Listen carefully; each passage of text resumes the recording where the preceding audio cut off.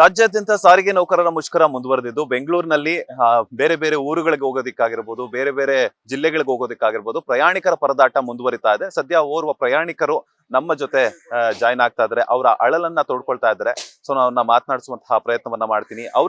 ಅವ್ರು ಎಷ್ಟೊತ್ತಿಂದ ವೆಯ್ಟ್ ಮಾಡ್ತಿದ್ದಾರೆ, ಹಾಗೇನೆ ಅವ್ರು ಎಲ್ಲಿಗೆ ಹೋಗ್ಬೇಕು ಅನ್ನುವಂತಹ ವಿಚಾರವನ್ನ ನಾನು ತಿಳಿಸ್ಕೊಡ್ತೀನಿ. ಸರ್ ನಮಸ್ತೆ, ನಿಮ್ಮ ಹೆಸರು? ಸರ್, ನಮ್ಮ ಹೆಸರು ಮಹೇಶ್ ಅಂತ. ನಾವು ಮಂಗಳೂರಿಗೆ ಹೋಗ್ಬೇಕು. ಸುಮಾರು ಒಂದು 6:30 ವೆಯ್ಟ್ ಮಾಡ್ತಾ ಇದೀವಿ.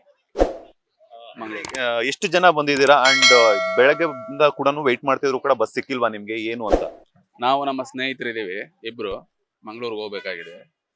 ಬೆಳಗ್ಗೆಯಿಂದ ಬಸ್ ಇಲ್ಲ, ಯಾವುದು ಬಸ್ ಇಲ್ಲ. ಆಕ್ಚುಲಿ ನಾವು ನಿನ್ನೆ ನೋಡಿದ್ವಿ ನ್ಯೂಸ್, ಇದು ಬಂದು ಕ್ಯಾನ್ಸಲ್ ಆಗಿದೆ ಅಂತ ಹೇಳಿದ್ರು. ಸೊ ಅದ್ರ ಮೇಲೆ ಬಂದಿದ್ದು ನಾವು. ಬಸ್ ಇಲ್ಲಿ ಅವೈಲೇಬಲ್ ಇಲ್ಲ.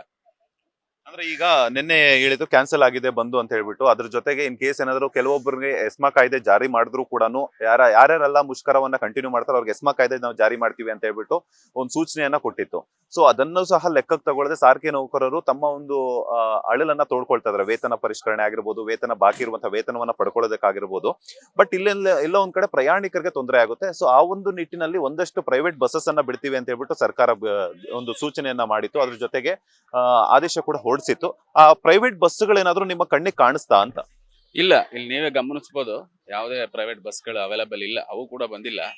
ಅದೇ ಇಲ್ಲೆಲ್ಲ ತುಂಬಾ ಎಲ್ಲ ಲಾಂಗ್ ಜರ್ನಿ ಹೋಗ್ಬೇಕಾಗಿರೋರೆಲ್ಲ ತುಂಬಾ ಸಮಸ್ಯೆ ಎದುರಿಸ್ತಾ ಇದಾರೆ. ಕುಂದಾಪುರ, ಉಡುಪಿ, ಮಂಗಳೂರಿಗಂತೂ ಒಂದು ಬಸ್ಸು ಬಂದಿಲ್ಲ. ಮಾರ್ನಿಂಗ್ 6:30 ಇಂದನೂ ಯಾವ ಬಸ್ಸು ಕೂಡ ನಾನು ನೋಡ್ಲಿಲ್ಲ. ಅದೇ ಬಹಳ ಸಮಸ್ಯೆ ಆಗಿದೆ ಸಾರ್ವಜನಿಕರಿಗೆ, ನಮಗೆ ಎಲ್ಲರಿಗೂ. ಈಗ ನೀವು ಹೇಳ್ತಾ ಇದ್ರಿ ಬೆಳಗ್ಗೆ 6:30 ವೇಟ್ ಮಾಡ್ತಿದ್ದಾರೆ. ನೀವು ಗಮನಿಸಿದ ಹಾಗೆ ಸಾಕಷ್ಟು ಜನ ಪ್ರಯಾಣಿಕರು ತಮ್ಮ ತಮ್ಮ ಊರುಗಳಿಗೆ ಹೋಗೋದಕ್ಕೂ ಕೂಡ ಅದೇ ರೀತಿ ಪರದಾಡ್ತಾ ಇದ್ರು. ಸೊ ನಿಮ್ಮ ಗಮನಕ್ಕೆ ಬಂದಿರೋ ಹಾಗೇನೆ ಎಷ್ಟು ಜನ ನಿಮ್ ಕಾಣಿಸಿದ್ರು ಅಂತ? ಬಿಕಾಸ್ ಯಾಕಂತಂದ್ರೆ ನೀವು ಮಂಗಳೂರಿಗೆ ಹೋಗ್ಬೇಕು ಅಂತಾರೆ, ಕೆಲವರು ಉತ್ತರ ಕರ್ನಾಟಕಕ್ಕೆ ಹೋಗ್ಬೇಕು ಅಂತ ಎಲ್ಲ ವೆಯ್ಟ್ ಮಾಡ್ತಿರ್ತಾರೆ. ಸೊ ಜನರ ಪರದಾಟ ನೀವು ನೋಡಿರೋ ಹಾಗೆ ಹೆಂಗಿತ್ತು ಅಂತ? ಅದೇ ನಾವು ನೋಡಿದ್ವಿ. ಈಗ ಏಜ್ಡ್ ಪರ್ಸನ್ಸ್ ಎಲ್ಲ ಬಂದಿದ್ರು. ಒಬ್ಬರು ನಾನು ಮೋರ್ ದೆನ್ 70 ಇಯರ್ಸ್ ಆಗಿರ್ಬೇಕು, ಅಜ್ಜಿ ಅವರು ಬಂದ್ರು. ಅವರು ಕೂಡ ಮಂಗಳೂರು ಹೋಗ್ಬೇಕಿತ್ತು. ಅವರು ಬಸ್ ಇಲ್ಲ ಅಂತ ವಾಪಸ್ ಹೋದ್ರು.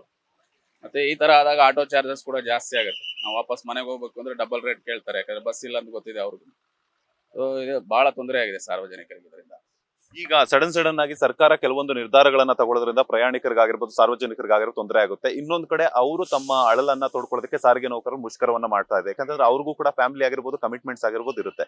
ಸರ್ಕಾರಕ್ಕೆ ಯಾವ ರೀತಿ ಅಂತ ಕಿವಿ ಮಾತನ್ನ ಹೇಳ್ತೀರಾ ಅಂತ? ಈಗ ಅದೇ ನಾವು ನಮ್ಮ ಗೌರ್ಮೆಂಟ್ ಈಗ ಫ್ರೀ ಬೀಸ್ಗೆ ಒಂದು 50,000 ಕೋಟಿ ಖರ್ಚಾಗ್ತಾ ಇದೆ ಅಂತ ಹೇಳ್ತಾ ಇದ್ದಾರೆ. ಸೊ ಅದನ್ನ 2019ರಿಂದ ಇದು ಪರಿಷ್ಕರಣೆ ಆಗಿಲ್ಲ ಅಂತ ಹೇಳ್ತಾ ಇರೋದು. ಇದು KSRTC ನೌಕರರದು ಸಮಸ್ಯೆ ಇರೋದು. ಸೊ ಅದನ್ನ ಅಲ್ಲ ಹಾಕ್ಬೋದಲ್ಲ, ಕೊಡ್ಬೋದಲ್ಲ. ಇಲ್ಲಿ ಯಾರು ಕೇಳಿರ್ಲಿಲ್ಲ ಫ್ರೀ ಬೀಸ್ ಕೊಡಿ ಅಂತ. ಸೊ ಸಮಸ್ಯೆ ಈ ರೀತಿ ಬಗೆಹರಿಸ್ಬೋದು ಅಂತ ನಾನು ಹೇಳಿ, ಅಲ್ಲಿ ಸುಮ್ಮನೆ ದುಡ್ಡನ್ನ ಹಾಕಿ ಯಾರು ಕೇಳಿಲ್ಲ, ಜನ ಯಾರು ನಮ್ ಫ್ರೀ ಬೀಸ್ ಕೊಡಿ ಅಂತ ಯಾರು ಕೇಳಲಿಲ್ಲ. ಕೇಳ್ತಾ ಇರೋರಿಗೆ, ಡಿಮ್ಯಾಂಡ್ ಇರೋರಿಗೆ ಕೊಡ್ಬೇಕು. 2019ಇಂದನೂ ವೇತನ ಪರಿಷ್ಕರಣೆ ಆಗಿಲ್ವಂತೆ. ಅವ್ರಿಗೂ ಫ್ಯಾಮಿಲಿ ಇರುತ್ತೆ, ಸಂಸಾರಗಳಿರುತ್ತೆ, ಮತ್ತೆ ಅವ್ರಿಗೆ ಇನ್ ಟೈಮ್ ಕೆಲವೊಂದ್ಸರಿ ಸ್ಯಾಲರಿನೂ ಬರಲ್ಲ ಅಂತ ಹೇಳ್ತಾ ಇದ್ದಾರೆ. ಸೊ ಅವ್ರಿಗೆ ಕೊಟ್ಟು ಅದನ್ನ ಈ ತರ ಸಮಸ್ಯೆಗಳನ್ನ ನಿವಾರಿಸ್ಬೇಕು ಅಂತ ಕೇಳ್ತೀನಿ ನಾನು ಗೌರ್ಮೆಂಟ್. ಸರ್, ನೀವು ಕೂಡ ಇವ್ರ ಜೊತೆನೆ ಬಂದಿದ್ರಿ. ಸೊ ನಿಮ್ಮ ಅನುಭವವನ್ನ ಹೇಳೋದಾದ್ರೆ? ಇಲ್ಲ ಸರ್, ನಾವು ಆಕ್ಚುಲಿ ಬೆಳಿಗ್ಗೆ ಒಂದು 7 ಗಂಟೆಗೆ ಇಲ್ಲಿ ಬಂದಿದ್ದೇವೆ. 7 ಗಂಟೆಯಿಂದ ಇಲ್ಲಿ ಯಾರು ನಮ್ಗೆ ರೆಸ್ಪಾನ್ಸ್ ಇಲ್ಲ. ಯಾರ ಹತ್ರ ಕೇಳಿದ್ರು ಅಲ್ಲ, ಅವ್ರದ್ದು ಪಾಪ ಸಮಸ್ಯೆ ಇದೆ ಬಿಡಿ, ಸ್ಯಾಲ್ರಿ ಎಲ್ಲ ಹೈಕ್ ಮಾಡಿಲ್ಲ, ಸಮಸ್ಯೆ ಇದೆ, ಫ್ಯಾಮಿಲಿ ಇದೆ, ಕಮಿಟ್ಮೆಂಟ್ ಇದೆ, ಅವ್ರದ್ದು ಏನು ಬೇಡಿಕೆ ತಪ್ಪಲ್ಲ. ಆದ್ರೆ ಈಗ end of the day government ಏನೋ ಜನರಿಗೆ ಒಂದು ಹೆಲ್ಪ್ ಮಾಡಕ್ ಹೋಗಿ ಏನು ಫ್ರೀ ಆಗೆಲ್ಲ ಕೊಟ್ಟು ಈಗ ಸಮಸ್ಯೆ ಆಗ್ತಿರೋದು ಮತ್ತೆ ತಿರ್ಗಾ ಜನರಿಗೆ. ಈಗ ಇಲ್ಲಿ ನಾವು ಬಿಡಿ, ನಮ್ಗಿಂತ ಇಲ್ಲಿ ವಯಸ್ಸಾದವರು ಪಾಪ ಅಲ್ಲಿ ಕುಂದಾಪುರ ಹೋಗ್ಲಿಕ್ಕೆ ಅಲ್ಲಿ ಕೂತ್ಕೊಂಡು ಪರದಾಡ್ತಿದ್ದಾರೆ. ಅಂದ್ರೆ ಮತ್ತೀಗ ನಾವು ಹಂಗೆ, ನಾವು ಉಡುಪಿ ಹೋಗ್ಲಿಕ್ಕೆ ಆಗಿಲ್ಲ ಅಂದ್ರೆ ಈಗ ಸಂಜೆ ತನಕ ಇಲ್ಲ ವೇಟ್ ಮಾಡ್ಬೇಕು, ನೈಟ್ ಪ್ರೈವೇಟ್ ಅಲ್ಲಿ ಹೋಗ್ಬೇಕು, ಮತ್ತೆ ಹೋಗಿ ರೂಮ್ ಮಾಡಿ ಸ್ಟೇ ಆಗುವಂಗೆ ಇಲ್ಲ. ನಾವು ವರ್ಕ್ ಮೇಲೆ ಬಂದಿರ್ತೀವಿ, ನಮಗೂ ಕಮಿಟ್ಮೆಂಟ್ ಇರುತ್ತೆ. ಸೊ ಒಟ್ಟು ಟೋಟಲ್ ಜನರಿಗೆ ಒಂದು ತುಂಬಾ ಸಮಸ್ಯೆ ಆಗ್ತಿದೆ ಸರ್. ಇಲ್ಲಿ ಇವ್ರು ಏನ್ ರೆಸ್ಪಾನ್ಸ್ ಮಾಡ್ತಿಲ್ಲ, ಈ ಬರತ್ತಾ ಇಲ್ವಾ ಅದನ್ನು ಕರೆಕ್ಟ್ ಆಗಿ ಹೇಳ್ತಾ ಇಲ್ಲ. ಅದೊಂದು ತುಂಬಾ ಬೇಜಾರಾಗ್ತಿದೆ. ಎಲ್ಲ ಒಂದ್ ಕಡೆ ನೀವು ಹೇಳಿದಾಗಲೇ ರೆಸ್ಪಾನ್ಸ್ ಸಿಗ್ತಿಲ್ಲ ಅನ್ನುವಂಥದ್ದು ನಿಜ. ಅದ್ರ ಜೊತೆಗೆ ಇನ್ನೊಂದ್ ಏನಂತಂದ್ರೆ, ನಿನ್ನೆ ಒಂದಷ್ಟು ಖಾಸಗಿ ಬಸ್ಗಳನ್ನ ಬಿಡ್ತೀವಿ ಅಂತ ಹೇಳಿದ್ರು. ಖಾಸಗಿ ಬಸ್ಗಳು ಕಣ್ಣು ಕೂಡ ಕಾಣಿಸ್ತಿಲ್ಲ. ಅದ್ರ ಜೊತೆಗೆ ನೀವು ಹೇಳಿದಾಗೇನೆ ಈಗ ಸ್ಟೇ ಮಾಡಿಬಿಟ್ಟು ರೂಮ್ ಮಾಡ್ಕೊಂಡು ಮತ್ತೆ ಸಂಜೆ ಓಡಬೇಕು ಅಂತಂದ್ರು ಕೂಡ ಅದಕ್ಕೆ ಮತ್ತೆ 1 to ಡಬಲ್ ಚಾರ್ಜಸ್ ಆಗುತ್ತೆ. ಆ ರೆಸ್ಪಾನ್ಸಿಬಿಲಿಟೀಸ್ ಅನ್ನ ಸರ್ಕಾರ ಯಾಕೆ ತಗೊಳ್ತಿಲ್ಲ ಅನ್ನುವಂಥದ್ದು? ಇಲ್ಲ, ಸರ್ಕಾರ ಅಂತಲ್ಲ, ಆಕ್ಚುಲಿ ನಾನ್ ನಿನ್ನೆ ನ್ಯೂಸ್ ಪೇಪರ್ ಅಲ್ಲಿ ನೋಡ್ದಂಗಾಯ್ತು. ನ್ಯೂಸ್ ಪೇಪರ್ ಅಲ್ಲ, ಇಲ್ಲ ಸೋಷಿಯಲ್ ಮೀಡಿಯಾದಲ್ಲಿ ನೋಡ್ದಂಗಾಯ್ತು.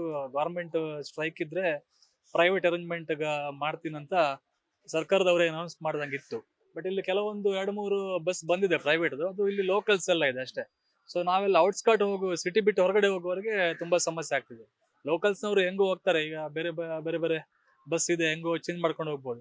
ಬಟ್ ನಾವ್ ಇಲ್ಲಿಂದ ಈಗ ಹಾಸನ ಹೋಗೋಕ್ಕೂ ಆಗಲ್ಲ. ಹಾಸನಿಂದ ಮತ್ತೆ ಬಸ್ ಸಿಗತ್ತೋ ಇಲ್ವೋ ಅದು ನಮ್ಗೆ ಡೌಟ್ ಇದೆ. ಅದಕ್ಕಿಂತ ಬೆಟರ್ ನಾವ್ ಇಲ್ಲೇ ವೇಟ್ ಮಾಡೋದು ಒಳ್ಳೇದು ಅನಿಸ್ತಾ ಇದೆ. ಆಕ್ಚುಲಿ ಸರ್ಕಾರ ಇದ್ರ ಬಗ್ಗೆ ಸ್ವಲ್ಪ ಮುಂಜಾಗ್ರತೆ ಕ್ರಮ ತಗೊಳ್ಬೇಕಿತ್ತು. ಏನ್ ಮಾಡಕ್ಕಾಗತ್ತೆ.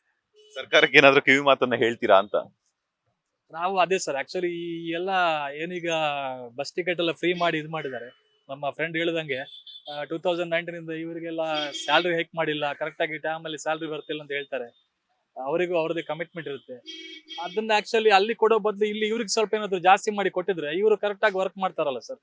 ಸುಮ್ನೆ ಫ್ರೀ ಆಫ್ ಗಾಡಿ ಯಾಕೆ ಕೊಡ್ಬೇಕು, ಯಾರಿಗೆ ಕೊಡ್ಬೇಕು, ಏನಕ್ಕೆ ಕೊಡ್ಬೇಕು ಅಲ್ವಾ ಸರ್? ಎಲ್ಲಿಯಾದ್ರೂ ಹೋಗ್ಲಿಕ್ಕಿದ್ರೆ ಲೇಡೀಸ್ ಇರ್ಲಿ ಯಾರೇ ಇರ್ಲಿ, ನಾನು ವಿರೋಧ ಮಾಡೋದಲ್ಲ ಸರ್. ಸುಮ್ನೆ ಏನಕ್ಕೆ ಯಾರಾದ್ರೂ ವಯಸ್ಸಾದವರಿಗೆ ಅವ್ರಿಗೆ ಕೊಡಿಬೇಕಾದ್ರೆ ಫ್ರೀ ಆಗಿ, ಎಲ್ರಿಗೂ ಹೆಂಗಸರಿಗೆ ಫ್ರೀ ಕೊಟ್ಟು ಟೋಟಲ್ ಸರ್ಕಾರಕ್ಕೆ ಲಾಸ್ ಅಲ್ಲ ಸರ್. ಏನು ಸ್ಕೀಮ್ ಮಾಡಿದಾರೆ ಅದು ಒಳ್ಳೇದೇ, ಬಟ್ ಎಲ್ರಿಗೂ ಕೊಟ್ಟದ್ದು ನಂದು ವೈಯಕ್ತಿಕ ಅಭಿಪ್ರಾಯ ಸರಿ ಇಲ್ಲ ಅಂತ ಅನಿಸ್ತದೆ. ಥ್ಯಾಂಕ್ ಯು ಸರ್, ಒಂದಷ್ಟು ವಿಚಾರಗಳನ್ನ ತಿಳಿಸ್ಕೊಡ್ತೀವಿ. ಇದಿಷ್ಟು ಉಡುಪಿ ಹಾಗೇನೆ ಕುಂದಾಪುರ ಸೇರಿದಂತೆ ಮಂಗಳೂರಿಗೆ ಪ್ರಯಾಣವನ್ನ ಬೆಳೆಸಿರುವಂತಹ ಒಂದಷ್ಟು ಪ್ರಯಾಣಿಕರ ಮಾತು. ಕ್ಯಾಮರಾ ಪರ್ಸನ್ ರಾಘವೇಂದ್ರ ಸ್ವಾಮಿ ಜೊತೆ Manjunath Srinivas, boss TV Kannada, Bengaluru. Latest ಹಾಗೂ ಇಂಟ್ರೆಸ್ಟಿಂಗ್ ಸುದ್ದಿಗಳಿಗಾಗಿ ಬಾಸ್ ಟಿವಿ ಕನ್ನಡ ಚಾನೆಲ್ನ ಸಬ್ಸ್ಕ್ರೈಬ್ ಮಾಡಿ. ಹಾಗೆಯೇ ಬೆಲ್ ಐಕಾನ್ ಪ್ರೆಸ್ ಮಾಡಿ. ಇದರ ಜೊತೆಗೆ ಫೇಸ್ಬುಕ್, ಇನ್ಸ್ಟಾಗ್ರಾಮ್, ಎಕ್ಸ್ ನಲ್ಲೂ ಮಿಸ್ ಮಾಡದೆ ಫಾಲೋ ಮಾಡಿ.